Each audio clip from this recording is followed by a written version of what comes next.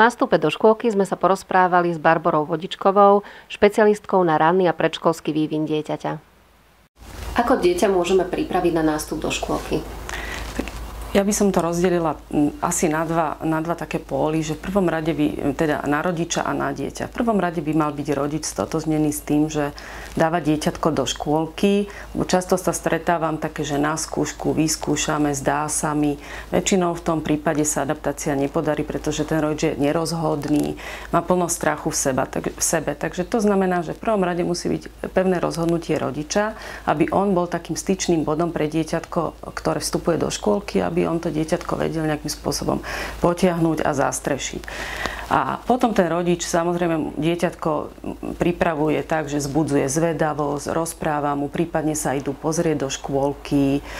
Nie veľa, nie nejako zaplaviť dieťa informáciami, aby sa dieťa zase nezlaklo, že čo hrozného čaká. Takže buď ja vždy hovorím, namotať ho na nejaký obrazok, ktorý je na fasáde, ísť sa pozrieť na preliesky, na deti, prípadne kúpiť nejakú knížku. Tak asi viac ani veľmi netreba. Ako vôbec zistí rodič, či už je to dieťa pripravené na škôlku? Tak v zásade literatúra hovorí, že trojročné dieťa, asi 3 roky je ten ideálny vek, kedy dieťatko vstupuje do škôlky. Samozrejme už v dnešnej dobe už aj dvojročné deti vstupujú do škôlky.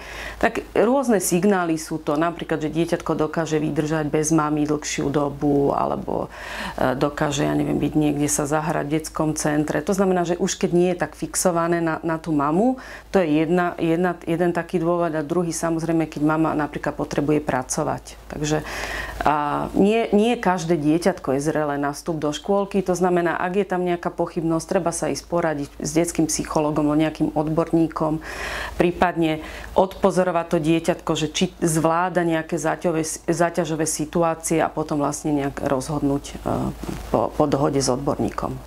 A čo teda vy preferujete? Skôr hneď nástup do škôlky na celý deň alebo nejaká postupná adaptácia toho dieťatka? Čo je pre neho lepšie, pre to dieťatko? Je to veľmi individuálne.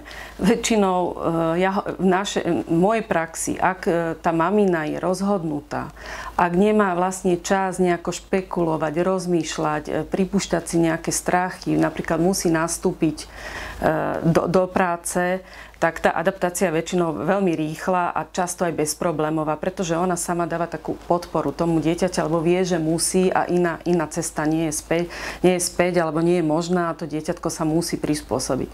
A druhá cesta je, keď tá mamina má viac času, aj to je správna cesta, tu odporúčam viac u malých detí, kedy povedzme mesiac chodí dieťatko na doobedňajší režim a na obed si ho berie domov.